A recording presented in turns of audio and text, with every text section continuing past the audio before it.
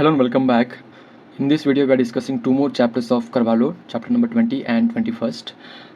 It is a novel written by K.P. पूर्णचंद्र तेजस्वी.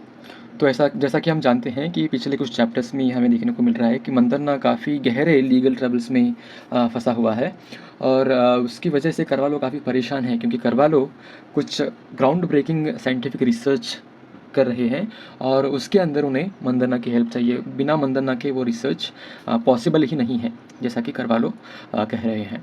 तो legal drama एक side पर continue हो रहा है। Legal drama is proceeding on the one side. On the other side हमें करवालो की ओर से उस साइंटिफिक डिस्कवरी के बारे में कुछ और डिटेल हमें देखने को मिलती है। तो पहली बार इस नावल में वो डिस्क्राइब करते हैं उस फ्लाइंग लिजर्ड को जिसकी डिस्कवरी उन्होंने की है, जिसकी डिस्कवरी एक्चुअली मंदन्ना ने की है क्योंकि मंदन्ना ने ही इसे पहली बार देखा है। ओके, तो इस फ्लाइंग लिजर्ड के बारे में मेंशन करते हुए वो बताते हैं कि जब मैं और मंदन्ना एक वीक के लिए नॉर्वे गए थे। ओके, जैसा कि हमने डिस्कस किया था पिछले चैप्टर्स में कि मंदन्ना और करवालो एक वीक के लिए डिसअपियर हो जाते हैं। ओके, तो वो एक्चुअली नॉर्वे गए थे मंदन्ना के गाँव में, जहाँ पर मंदन्ना क्लेम करता है कि उसने एक फ्लाइंग लिजर्ड, सो सी लिजर्ड काफ़ी तरीके के होते हैं लेकिन फ्लाइंग लिजर्ड हमें कहीं भी देखने को नहीं मिलती है। तो इसलिए flying lizard is one of its kind. Okay, flying lizard पहले कहीं भी वर्ल्ड में डॉक्यूमेंट नहीं किया गया था। फ्लाइंग लिजर्ड का फ़ोटो दुनिया में किसी के पास भी नहीं था क्योंकि लोगों को ऐसा लगता था कि फ्लाइंग लिजर्ड एग्जिस्ट ही नहीं करती हैं। ओके, क्योंकि जब मंदन्ना इस बारे में खबर लेकर आता है कि वहाँ पे मैंने फ्लाइंग लिजर्ड देखी है, तो करवालो को इसका साइंटिफिक इम्पोर्टेंस वो ग्रैब कर लेते हैं और उसके ऊपर वो काम करना शुरू करते हैं। और करवालो कहते हैं कि ये जो फ्लाइंग लिजर्ड जिसके बारे में मंदन्ना ने मुझे बताया वो प्री हिस्टोरिक सिग्निफिकेंस रखता है। प्री हिस्टोरिक मतलब जब ह्यूमन बींग्स अभी इवॉल्व ही नहीं हुए थे, तब से ये फ्लाइंग लिजर्ड हमारी धरती के ऊपर ज़िंदा है और अभी तक ये फ्लाइंग लिजर्ड है। यानी जो डायनासोर का एज था तब से लेकर अब तक, करोड़ों साल पहले से अब तक ये फ्लाइंग लिजर्ड इस धरती के ऊपर मौजूद है। तो इसका साइंटिफिक जो वैल्यू है, हिस्टोरिक वैल्यू है, वो काफ़ी सिग्निफिकेंट है। ओके, तो इनकी रिसर्च काफ़ी सिग्निफिकेंट है और वो इस बारे में बोलते वक्त वो कहते हैं कि इवोल्यूशनरी जो इंपॉर्टेंस है, क्योंकि हम इवोल्यूशन के बारे में अभी भी स्टडी कर रहे हैं, अभी भी हमारी ऑनगोइंग रिसर्च चालू है इवोल्यूशन को समझने के लिए कि कैसे हम एप से इंसान बन गए या फिर कैसे हम चिंपांजी से होमोसेपियंस बन गए। ओके, तो ये जो एक इवोल्यूशनरी मिस्ट्री है, इसको समझने में भी हमें काफ़ी मदद होगी अगर हम इस फ्लाइंग लिजर्ड को नज़दीक से देख पाएँ, फ्लाइंग लिजर्ड को हम एक्चुअली डिस्कवर कर पाएँ। ओके, तो वो कहते हैं कि इस फ्लाइंग लिजर्ड को अगर हम ढूंढ लें तो इसकी ग्लोबल वैल्यू काफ़ी ज़्यादा होगी, इसकी ग्लोबल वैल्यू बहुत ही ज़्यादा होगी और हम बहुत ही एक इम्पॉर्टेंट कंट्रीब्यूशन हम कर देंगे ग्लोबल साइंटिफिक कम्युनिटी को अगर हम इस फ्लाइंग लिजर्ड का पता लगा पाते हैं। ओके, तो वो कहते हैं कि मेरी इस रिसर्च के बारे में मैंने इंटरनेशनल ऑर्गेनाइजेशन से बात की है और इस इंटरनेशनल कुछ एजेंसीज़ हैं जो मुझे इसके लिए मोटिवेट कर रही हैं और जो एक्चुअली मुझे फ़ंड करने के लिए भी यहाँ पर तैयार हैं। ओके, मेरे इस रिसर्च के लिए वो उसका सारा खर्चा उठाने के लिए तैयार है और एक्चुअली मुझे एक अमाउंट भी सैंक्शन हो गई है जो कि है 7,000 पाउंड्स, 7,000 पाउंड्स। 7,000 पाउंड्स 1980s के उस समय के 7,000 पाउंड्स अगर हाँ आप इसे रुपीज़ में कन्वर्ट करोगे तो काफ़ी बड़ी अमाउंट, काफ़ी बड़ी अमाउंट करवालो को सैंक्शन की गई है इस रिसर्च को कैरी फॉरवर्ड करने के लिए। तो अभी तक तो आपको क्लियर हो जाना चाहिए कि काफ़ी इम्पोर्टेंट रिसर्च करवालो यहाँ पर कर रहे हैं और मंदन्ना का काफ़ी इम्पोर्टेंट उसमें रोल भी है। ओके, और करवालो कहते हैं कि इस लिजर्ड की उम्र लगभग 6 बिलियन साल है, यानी कि 600 करोड़ साल इस लिजर्ड की, फ्लाइंग लिजर्ड की उम्र है। फ्लाइंग मतलब उस अकेले लिजर्ड की नहीं, ये जो फ्लाइंग लिजर्ड की स्पीशीज़ है उस स्पीशीज़ की लगभग उम्र 6 बिलियन। ओके, काफ़ी बड़ा नंबर है। ओके, 6 बिलियन ईयर्स, 600 करोड़ साल इसकी उम्र है। तो इन सब साइंटिफिक बातों के बाद हम बढ़ते हैं।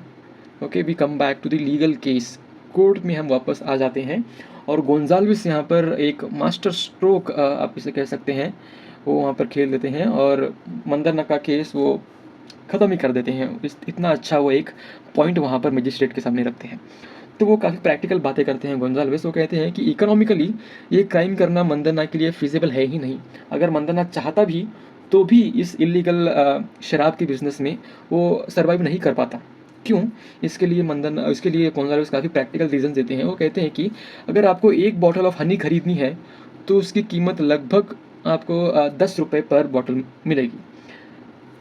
ऑन द अदर हैंड अगर आपको एक बॉटल शराब या फिर एक बॉटल आपको लिकर खरीदनी है, अल्कोहल खरीदनी है, तो वो आपको सिर्फ 60 पैसे पर बॉटल में मिल जाएगी। यानी हनी एक्चुअली काफ़ी गुना ज़्यादा महंगा है शराब से।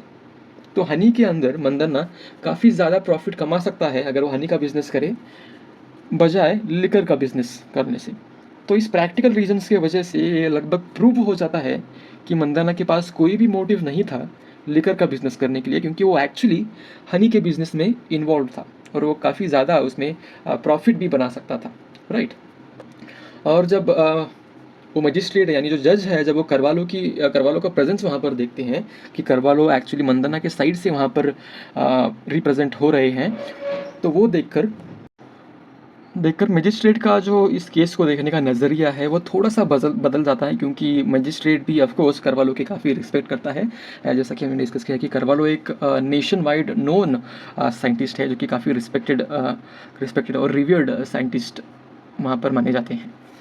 तो ऑन द अदर हैंड हमें देखने को मिलता है कि गोविंदप्पा नाम का एक लोकल वहाँ का जो बाहुबली आप कह सकते हैं, लोकल वहाँ का पॉलिटिशियन है, वो नरेटर को मिलकर कहता है कि आप इस केस में आप मंदन्ना को हेल्प करने की कोशिश ना कीजिए, ओके। क्योंकि वो कहता है कि मंदन्ना एक फूलिश आदमी है और ही इज़ अ विलेज फूल, और आप इसमें खुद को मत उलझाइए। और वो जो करवालो है उसकी एक्टिविटी भी काफ़ी सस्पिशियस है।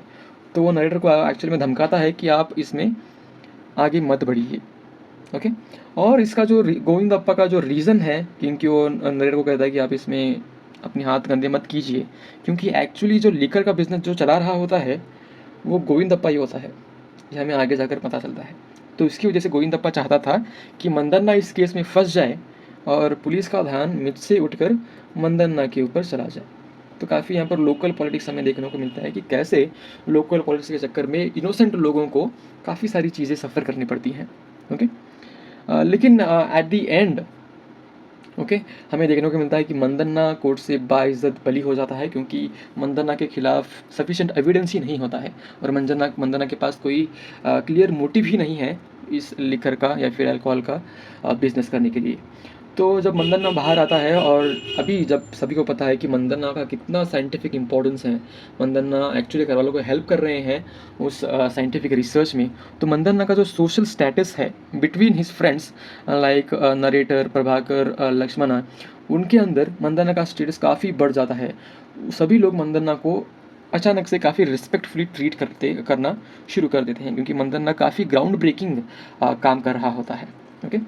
तो हमें देखने को मिलता है कि मंदन्ना का स्टेटस यहाँ पर कैसे एक जैसे हम कहते हैं ना कि काया पलट हो गई, वैसे मंदन्ना का स्टेटस एक सस्पेक्ट, जैसे हम मान रहे थे कि मंदन्ना एक गुनहगार है, इस समझ से मंदन्ना को एक हम डिस्कवरर यानी मंदन्ना को एक खोजी की तरीके से हम देखना शुरू करते हैं। एक सस्पेक्ट से लेकर एक डिस्कवरर तक मंदन्ना की जर्नी हमें यहाँ पर देखने को मिलती है, थैंक्स टू करवालो। अगर करवालो ये सब रिवील नहीं करते तो शायद मंदन्ना खुद भी नहीं जान पाता कि वो कितना टैलेंटेड है या फिर कितना उसके पास नॉलेज है। तो इसी के साथ ये चैप्टर का भी अंत होता है। Thank you so much for watching. इस चैप्टर में काफ़ी सारी डेवलपमेंट्स हमें देखने को मिली हैं, और मैं आपको ये भी बताना चाहूँगा कि इससे आने वाले जो चैप्टर्स हैं, अभी लीगल ड्रामा बिल्कुल ही ख़त्म हो गया है, इससे आने वाले चैप्टर्स में हमें देखने को मिलेगा कि कैसे उस फ्लाइंग लिजर्ड की खोज में फ्लाइंग लिजर्ड अब ये इस नावल के सेंटर में आ जाती है, और जो साइंटिफिक रिसर्च है ये इस नावल का सेंट्रल प्लॉट ऑक्यूपाई कर लेती है। तो आने वाले चैप्टर्स में हम बात करेंगे कि कैसे इस फ्लाइंग लिजर्ड को लेकर हंगामा फिर से क्रिएट होता है इस नावल के अंदर, और इसके लिए बने रहिएगा। अगर आपको कोई डाउट्स है तो कमेंट सेक्शन में बिना किसी हिचकिचाहट के आप टाइप कर बता सकते हैं। Thank you so much for watching this entire video.